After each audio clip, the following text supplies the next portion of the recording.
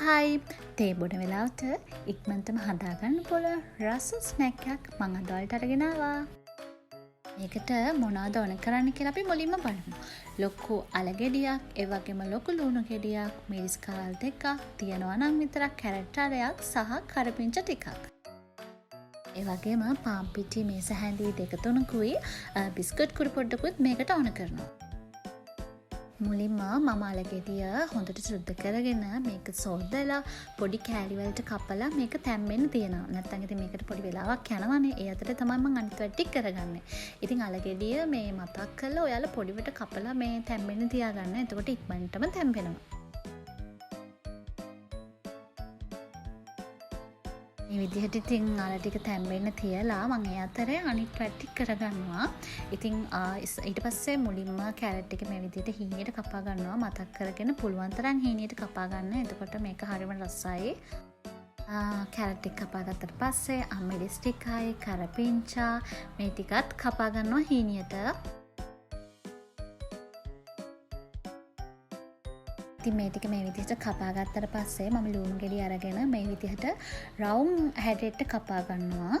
ඉතින් මතක් කරලා කියන්න ඕනි මේක කපනකොට හරි පරිස්සමින් කපා ගන්න. මේ රවුම් කැඩෙන්නේ නැති වෙන්න මේ විදිහට ඝනකමට කපා ගන්න.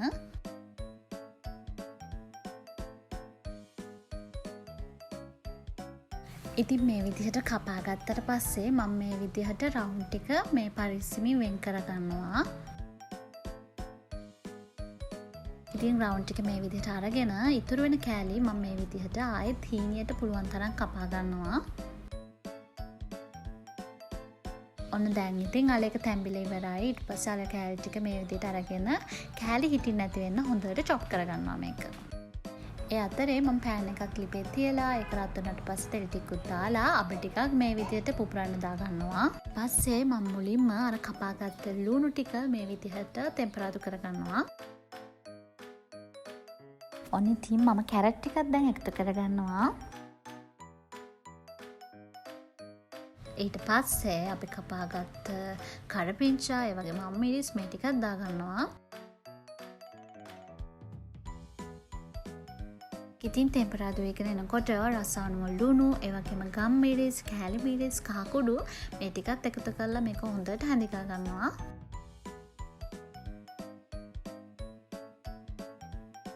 දැන් ඉතින් අපි අර චොප් කරගත්ත අල ටික මේකට එකතු කරන්න වෙලාව තමයි. ඉතින් ඒ ටික එකතු කරලා මේක හොඳට කවලම් කරගන්න ඕනේ.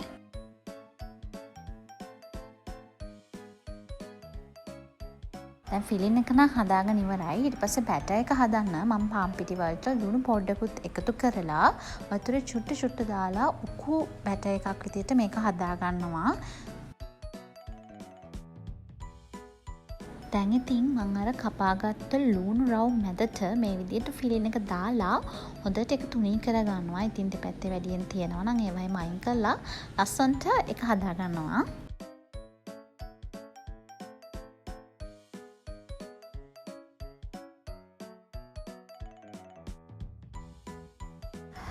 මේ විදිහට මම ඔක්කොම ටික හදාගත්තා. අපි දැන් මේ හදාගත්ත ඒවා අර බැටර් එකට දාලා මේ විදිහට හැම පැත්තම ගෑවෙන විදිහට හොඳට ගාලා වෙලා බිස්කට් කුඩු තවර ගන්නවා. ඉතින් මම ඔක්කොම ඒ විදිහට හදාගත්තා. බැටර් එකේ ඉතින් ගොඩ වෙලා තියන්න එපා. ඉක්මනටම හොඳට වටේටම තවරගෙන ඉක්මනට ගන්න. මොකද නැත්තම් දී වෙන්න පුළුවන්.